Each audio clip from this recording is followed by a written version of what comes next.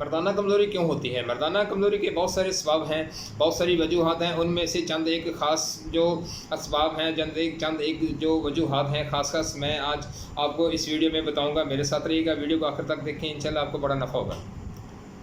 अस्सलाम वालेकुम दोस्तों, मैं हूं डॉक्टर खालिद चुइया। आप मेरा हेल्दी लाइफ चैनल देख रहे हैं। दोस्तों, हेल्थ के हवाले से मुफीद तिबी मालूमात आपकी खिदमत में शेयर करता रहता हूं। दोस्तों, हेल्थ के हवाले से किसी भाई को कोई मसला हो तो डिस्क्रिप्शन में मेरा नंबर आपको मिल जाएगा, वहाँ जाके आप मुझसे रब्ता कर सकते हैं। दोस्तों, आज की जो वीडियो है वो है मर्दाना कमज़ोरी। चाहे जिस किस्म की मर्ज़ी हो, जिस मर्ज़ी वजूहात से हो, जिस मर्ज़ी वजह से हो, जिस किस्म की भी मर्दाना कमज़ोरी हो, आपको ये जो मेडिसिन मैं आज आपको बताऊंगा वो हर किस्म की जो मर्दाना कमज़ोरी, घुटनों में दर्द है, जोड़ों में दर्द है, कमर में दर्द है, हाथों के और उंगलियों के जो पाँव की उंगलियां और हाथों की उंगलियों के जोड़ों के दरमियान दर्द होता है, जहाँ पे दर्द होता है, कूल्हे में दर्द है, जहाँ मर्ज़ी दर्द है जिस्म के अंदर, तो ये ख़ास करके ये मेल हजरात के लिए है मेडिसिन, तो वो इस्तेमाल करें, इंशाल्लाह आपको इसका बड़ा नफ़ा होगा। दोस्तों, मैं आपको बताता हूँ कि मर्दाना कमज़ोरी क्यों होती है। मर्दाना कमज़ोरी मुख्तलिफ़ वजूहात से होती है।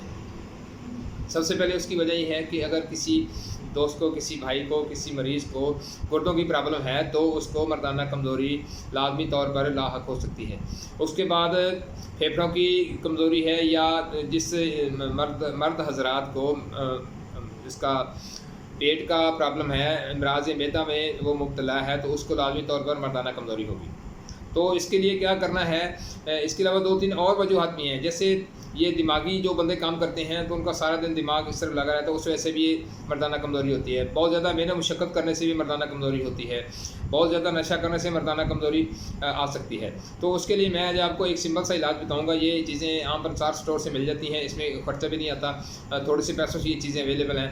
आप ये उसका इस्तेमाल करें और इंशाल्लाह आप मुझे दुआएं देंगे।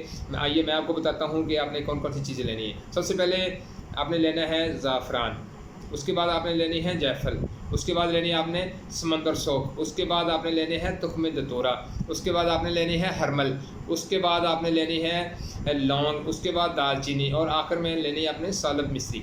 ये आपने सारी चीज़ें लेनी है 1-1 तोला, ठीक है। उनको आपने साफ़ करके इनको आप पीस के सूप बना लें। उसके बाद आपने करना क्या है, जितना वज़न इन चीज़ों का होगा उतना वज़न आपने लेना है मुनक्का। तो उसको आपने थोड़ा सा नरम करके इसके अंदर डाल के जो सूप होगा तो उसकी आपने गोलियां बना लेनी है। एक गोली आपने लेनी किस तरह है आपने कि आपने एक गोली सुबह, एक गोली शाम, नीम गर्म दूध के साथ ये आप इस्तेमाल करनी है। परहेज़ मैं आपको इसका बताता हूँ। परहेज़ इसका ये है कि आपने खट्टी चीज़ों से परहेज़ करना है, गर्म चीज़ों से बिल्कुल परहेज़ करना है, चिकन वगैरह नहीं खाना, चावल वगैरह नहीं खाने। तो ये चीज़ें जो मैंने आपको परहेज़ बताया ये लाजमी करें, क्योंकि परहेज़ आधा इलाज होता है। तो ये इस मेडिसिन इस्तेमाल करें, 1 महीना इस्तेमाल करें। तो उसके बाद आप मुझे, अगर आपको मेरी वीडियो पसंद है तो मेरे चैनल को सब्सक्राइब करें, लाइक करें, अपने दोस्तों से शेयर करें ताकि किसी का भला हो जाए। दोस्तों, मिलते हैं किसी अच्छी सी वीडियो के साथ। तब तक अपना ख्याल रखें, अपने प्यारों का ख्याल रखें। अल्लाह हाफिज़।